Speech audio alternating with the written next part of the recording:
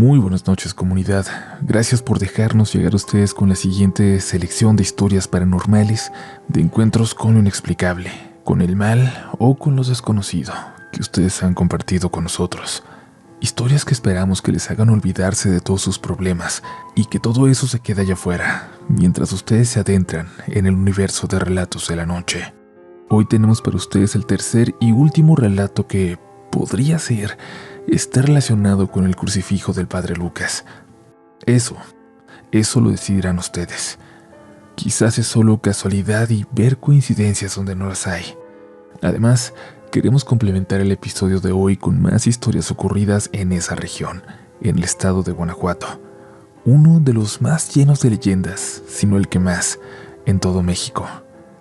Así que es momento de apagar la luz y dejarse llevar, porque ya estás escuchando Relatos de la Noche. Voy a contarles una historia que se conoce por aquí en el pueblo. Toda la gente ha escuchado hablar al respecto, y a muchos nos tocó ver al menos algo. Es de esos secretos a voces, de los que la gente habla solo cuando cree que está a salvo, como si el solo mencionarlo los pusiera en peligro. No voy a decir el nombre del pueblo, porque todos conocemos la historia por aquí. Todos nos conocemos, aunque sé muy bien que algún vecino, en algún momento, terminará escuchando esta historia. Solo voy a decir que transcurre en un pueblo pequeño del estado de Querétaro, un pueblo en el que ya casi no queda nadie. Sucedió, al menos lo que voy a contar, en los 80, cuando yo era un adolescente apenas. Al final del pueblo hay un rancho, una hacienda con una casa muy grande y blanca. Ahí vivían los García, siempre encerrados en su propiedad. Tenían muchos negocios que los hacían salir poco y no convivían gran cosa con la gente del pueblo. Solo se les veía cada domingo religiosamente en misa. Ellos tenían algo consigo, una maldición por haberse aprovechado de la gente del pueblo generaciones atrás. Decían, había una especie de posesión que atacaba a la familia brincando de generación en generación. Una maldición que separaba a la familia de formas crueles. Y es que no solamente afectaba de forma terrible la salud del poseído, que dejaba de salir de casa y cuando se le veía deambular por el jardín era estando en los puros huesos, siendo solo una sombra de lo que fueron alguna vez. Los poseídos atacaban también gritando cosas terribles, secretos de la familia de generaciones atrás que los hacían desconfiar unos de otros y acababan para siempre con la dinámica familiar. A mí me tocó ver a Andrea cambiar, cuando a ella le tocó sufrir de esa extraña posesión, enfermedad, maldición, como quieran llamarle. Andrea fue mi compañera en toda la primaria, pero en primero de secundaria de pronto, un día a la mitad de un receso comenzó a actuar de forma extraña. No regresó a clases cuando el descanso terminó y acudieron a buscarla. La encontraron afuera de la escuela, frente a unos matorrales, hablándole a la nada. La llevaron a su casa y no volvió a la escuela. Solo supimos que la sacaron para mandarla a un colegio de monjas en la capital. Cuando volvió no salía de casa. No nos dejaron verla cuando fuimos a buscarla a sus amigas. Nos dijeron simplemente que estaba enferma, que no nos podía recibir, y de inmediato comenzaron a correr los rumores. Ahora a ella le tocaba. Como siempre, alguien en cada generación de los García sufría eso, el mal, la enfermedad. Sin embargo, esa vez pasó algo. Algo que en otras generaciones, me contó mi abuela, no habían intentado. Se acercaron a la iglesia del pueblo, pero les dijeron que no podían hacer nada. Si era cierto que estaba poseída de alguna forma, un exorcismo era en muchos casos casi imposible de que se realizara, de que se autorizara. Tardarían meses en siquiera mandar un sacerdote al pueblo. Y de pronto, todo ese pueblo se escondía por las noches. Se metían a sus casas en cuanto oscurecía y ya no salían. De la hacienda de los García salían gritos, como si decenas de personas fueran torturadas ahí. A través de un trabajador nos enteramos de que en realidad había 2 personas poseídas en ese momento. Andrea y un tío del que ya olvidé su nombre. Un octogenario que mucha gente se sorprendió de que siguiera vivo. Tenía años sin verse en público, ni siquiera salía a los jardines. Entre la oscuridad de la noche llegaron 2 personas al pueblo, un sacerdote y una señora. Ninguno se había visto antes ahí. ¿Quién sabe de dónde llegaron? El peón de los García, que nos informaba, Nos contó de algo que alcanzó a escuchar. Aquellas personas llevaban algo, una reliquia, con lo que podían intentar ayudar. Y miren, no quiero mentir y decir que era un crucifijo. Si les soy honesta, ya no lo recuerdo con exactitud. Y es que yo lo recuerdo así, pero también sé que puede ser que la historia que escuché con ustedes haya moldeado en parte mi memoria. Se dijo que en algún momento la señora que acompañaba al sacerdote les hizo saber algo. Si tenían una oportunidad con aquel ritual, lo cierto es que no se podría salvar a ambos. Y a ella le parecía lo natural intentar mantener a salvo a Andrea. El pobre tío hacía muchos años que había dejado de ser él. Al principio la familia se molestó con ellos, sobre todo con la mujer. La llamaron charlatana, la llamaron bruja. Los corrieron de la hacienda y les dieron unos minutos para salir del pueblo. Después le pidieron al par de trabajadores de confianza que seguían con ellos que se fueran a sus casas. Pero alguien en la familia alcanzó a los dos visitantes a la salida del pueblo. El sacerdote y la mujer volvieron a la propiedad de los García. Salieron esa misma mañana. Mi mamá los vio. Nunca regresaron al pueblo. Se realizó un entierro sin mucha ceremonia en el cementerio de los García, ubicado en un rincón de su enorme terreno. Solo estuvo la familia y el trabajador de más confianza. A los pocos días volvimos a ver a Andrea en el jardín, a lo lejos, sin hacernos caso cuando le gritábamos desde fuera. Se veía como ida y muy delgada la pobre, como un fantasma, como si su mente no estuviera ahí. Cuando de nuevo nos juntamos varias amigas y la fuimos a buscar, nos dijeron que se había marchado, que viviría en la Ciudad de México con su tía y que ya no iba a volver. Y así fue. Tampoco se le volvió a ver por ahí. Del pueblo quedan pocos habitantes, pero la casa de los García permanece en pie. Ya solo la habitan un par de ellos. Con el tiempo fueron perdiendo la mayoría de sus negocios. Su casa parece casa embrujada. Y todavía se cuenta en el pueblo que si pasas por las madrugadas por ahí, por el camino de tierra que la rodea, puedes escuchar gritos que parecen provenir de lo más profundo de aquella hacienda. Pero bueno, eso es lo que sé. Esa es mi historia. Gracias por escucharla.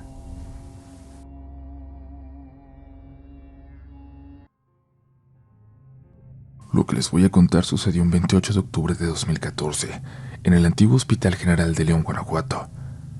Ese día mi hermana me acompañó a ingresarme al hospital ya que tuve un percance médico. Fuimos al área de maternidad. Había mucha gente y era día de San Judas.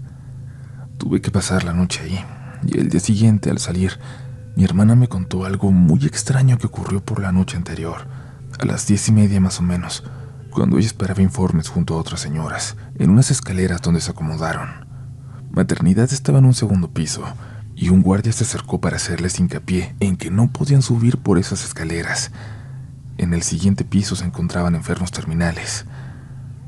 Aún así, las señoras se sentaban ahí para esperar algún informe de los pacientes internados.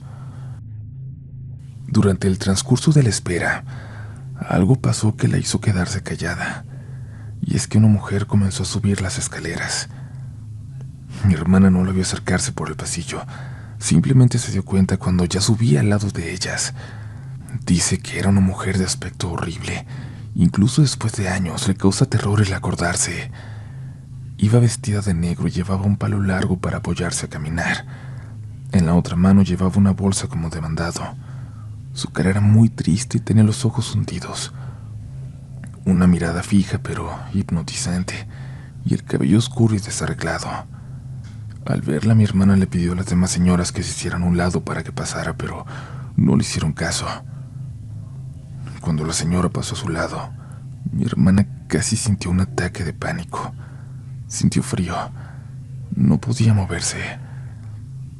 Volteó hacia los pies y notó que aunque hacía como si subiera las escaleras, la señora no iba tocando el piso. Lo único que se escuchaba era el palo chocar con cada escalón. Cuando levantó la vista, vio que la cara de la señora era de la más infinita tristeza, como reflejando la muerte en sus ojos. La señora subió y mi hermana por inercia quiso subir detrás y ver a dónde iba, pero una guardia se apresuró para detenerla. Mi hermana le preguntó por la mujer que había subido enfrente y la guardia le dijo que no había subido nadie. Regresó para preguntar a las señoras de las escaleras, pero nadie más la había visto subir. La guardia se había quedado cerca y luego le comentó que eso que acababa de describir ya lo había escuchado de otras personas, que curiosamente se veía cada que alguien ahí arriba fallecía. Por suerte en eso salieron a decirle que yo estaba bien, que pasaría la noche ahí. Mi hermana salió corriendo del hospital y llegó a su casa con muchas ganas de vomitar y fiebre. Durmió profundamente, pero su esposo le dijo que no dejó de llorar dormida toda la noche. Tuvieron que curarla de espantos. La persona que le rezó le dijo que le tocó ver a la muerte cuando iba por alguien. Y este solo es uno de tantos relatos que alberga el tan famoso hospital regional de la calle 20 de enero, aquí, en León, Guanajuato.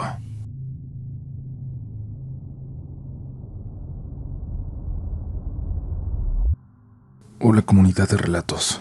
Llevo varios meses escuchándolos al lado de mi hija y quiero contarles ahora yo algo. Algo que siempre ha sido para mí la prueba de que allá afuera no solamente existe lo paranormal, existe el mal.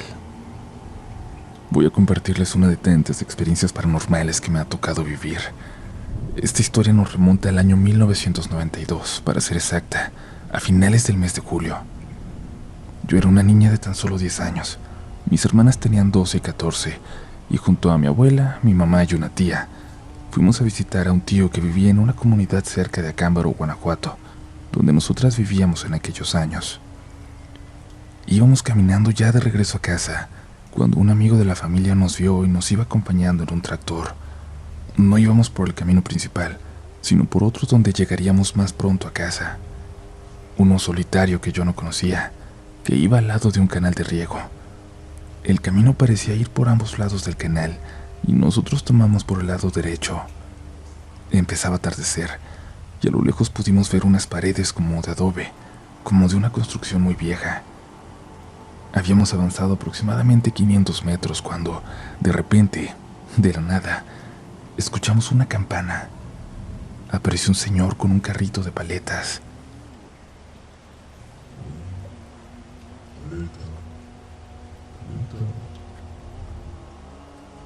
Nos decía entre dientes. Lo volteamos a ver. Era alto y pálido y nos pareció extraño que fuera vestido de negro. Parecía que nos llamaba más precisamente a mí o a mis hermanas, pero mi tía nos dijo despacio que no nos acercáramos. Ya casi llegábamos a las paredes de adobe que habíamos visto, parecían unas ruinas. El paletero se adelantó y se metió entre ellas y lo perdimos de vista. Mi mamá y el amigo de la familia decidieron ir detrás de él y seguirlo para ver que no se hubiera escondido ahí. Pero al llegar, ya no estaba. Detrás de las paredes no había nada, y después lo único que había era un campo muy grande arado. No había forma de que aquel hombre hubiera desaparecido. Seguimos caminando confundidas porque no sabíamos dónde había quedado aquel señor. Y comenzó a llover. Ya eran las 7 de la tarde y el camino se empezó a poner muy lodoso. No nos dimos cuenta cuando mi hermana se quedó atrás, apretándose las agujetas y quitándose el exceso de lodo de los zapatos, pero cuando no sentimos sus pasos volteamos para buscarla. No sé si me puedan creer lo que vi, pero vimos volando casi sobre ella, muy cerquita, un pájaro enorme, del tamaño de una persona que parecía prepararse como para llevársela.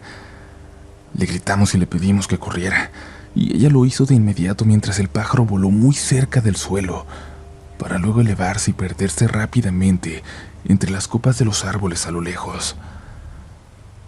Estábamos cada vez más nerviosas y con miedo, más porque el amigo de la familia nos dijo que no podía seguir adelante. Ya no cabía el tractor, tenía que volver y seguir por el otro lado del canal. Nos despedimos y nos apresuramos. Teníamos que pasar después una fila de aproximadamente 100 pinos al lado del camino. Cuando empezamos a pasarlos, Notamos que sobre la tierra arada a lo lejos había una colcha blanca con rayas amarillas extendida en el suelo. Cuando llegamos a ella, mi mamá se acercó con una rama para moverla, para ver qué había debajo, qué era lo que estaba cubriendo. Cuando la tocó, fue como si la colcha se hubiera empezado a mover. Empezó a formarse algo debajo de ella. Se veía como si estuviera cubriendo a una persona, un cuerpo. Recuerdo bien que salimos corriendo todas y que mi abuela no dejaba de gritar que rezáramos.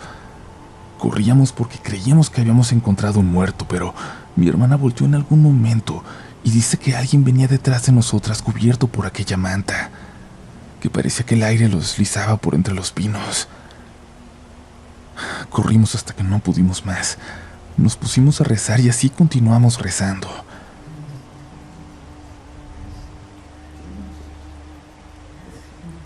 A lo lejos, por donde estábamos por pasar, pudimos ver algo de nuevo. Era aquel hombre, el paletero. No sé si estaba flotando o estaba parado en un árbol sin ningún esfuerzo al hacerlo. Esta vez no hacía nada más que vernos. Nos detuvimos. Por entre aquellas nubes de lluvia se coló de pronto el sol, los últimos rayos del día. Y como si eso nos protegiera, aquel hombre se movió por entre las ramas como para cubrirse de ellos y lo perdimos de vista. Nunca volvimos a verlo, o ver siquiera algo parecido. Algo nos hizo sentir que estábamos a salvo, que ese señor ya no estaba ahí, y seguimos nuestro camino hacia el pueblo. Más adelante, en una siembra, nos encontramos a un conocido, al que le contaron lo que acabábamos de ver. Él nos dijo que ya había escuchado cosas parecidas que pasaban en ese camino, muy de noche, o en días de lluvia como aquel, cuando no había sol. Yo pasé como 5 años para poder volver a dormir sin tener una pesadilla, sin ver a ese hombre en mis sueños. Hoy tengo 41 y ya puedo contarlo solo como un mal recuerdo, como un episodio aterrador y nada más. Y yo sé que muchas personas podrán no creerme, pero todas las que lo vivimos lo recordamos bien. Sabemos que es verdad. Y yo sé, también sé que habrá gente en la comunidad que pueda entenderme. La gente que ha vivido de verdad un encuentro paranormal.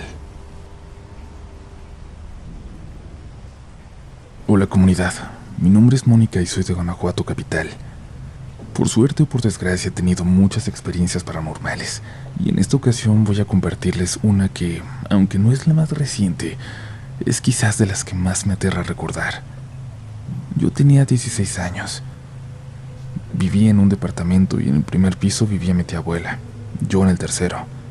Ella solía salir los fines de semana con sus hijos a León para hacer compras y pasear, y regularmente llegaba tarde, pasadas las 10 o las 11 de la noche. Y en una de esas ocasiones, yo iba llegando al callejón que baja hasta nuestros departamentos, que topa justo en la pared de mi tía. Todo estaba tranquilo como era normal. No hay mucha gente que entre ahí. Estaba acercándome a mi casa cuando vi que frente a la puerta del departamento de mi tía estaba parada una señora de la tercera edad, de falda negra y chal que le cubría parte del cabello. Inmediatamente pensé que era una de sus amigas que la habían ido a buscar, así que me apresuré para decirle que mi tía no estaba, que aún le faltaba para que llegara porque apenas eran las 9. Le di las buenas noches y le pregunté si iba a buscar a mi tía Gloria. La señora estaba de espaldas a mí. No me respondía. Oiga, ¿qué cree que mi tía no está? Hoy salió, pero llega más tarde. ¿Quiere que le diga que vino a verla? Nuevamente solo hubo silencio. Me desvié unos metros para tirar en la basura algo que llevaba, y cuando volteé la señora ya no estaba. Se había subido a las escaleras hacia mi departamento. No había dónde más ir porque les repito que ahí topaba el callejón. Además, escuchaba los pasos subiendo y subí detrás de ella, preocupada porque aquella señora se fuera a caer. Los pasos caminaban frente a mí y yo me apresuraba para alcanzarla. Primero, segundo, tercer piso. Llegué hasta la azotea preocupada, pero un escalofrío me recorrió todo el cuerpo cuando vi que la señora ya no estaba. Estaba muy agitada por haber subido tan rápido, pero también el susto que tenía hacía que mi corazón prácticamente se me saliera del pecho. No podía moverme, hasta que la necesidad de huir pudo más que el terror, y bajé a mi departamento corriendo para encerrarme y esconderme. Prendí todas las luces y esperé a que llegaran mis padres para poder dormir. Por la mañana siguiente salí para ir a la tienda, muy temprano. Cuando pasé por el primer piso, mi tía tenía la puerta abierta. La vi sentada en su silla, a la mesa, y me pidió que fuera con ella. «Buenos días, tía. ¿Qué se le ofrece?», le pregunté. «¿Qué crees que me pasó anoche?», me respondió. «Iba llegando de León como a las 11:30 con el mandado, y siempre que llego dejo la puerta abierta para que se ventile el departamento. Me senté aquí para descansar un ratito, cuando vi que venía bajando una señora, toda de negro. La saludé y le pregunté si venía a buscar a tus papás. Le dije que a esa hora ya estarían dormidos, que si quería que les diera algún recado. No me contestó nada y me levanté como pude. Ya ves que me cuesta por lo gordita. Pero cuando me asomé por la puerta, hija, vi cómo esa señora se desvanecía en la pared. Me metí y me puse a rezar porque, hija, esa señora no tenía pies. Lo que vi pasar iba flotando».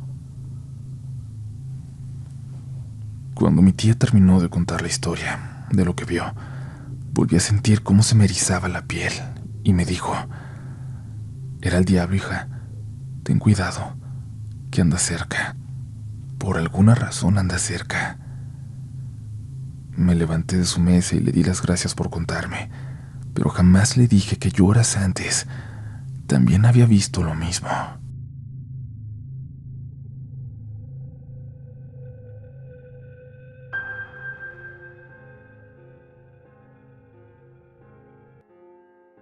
Estas fueron las historias de esta noche. Les deseo que estén bien, que estén rodeados de buenas energías, porque créanme, existen y son muy importantes, tanto las buenas como las malas. Así que piensen en todo lo bueno que tienen y váyanse a dormir tranquilos, tranquilas. Ya habrá tiempo de asustarnos después, en el siguiente episodio de Relatos de la Noche.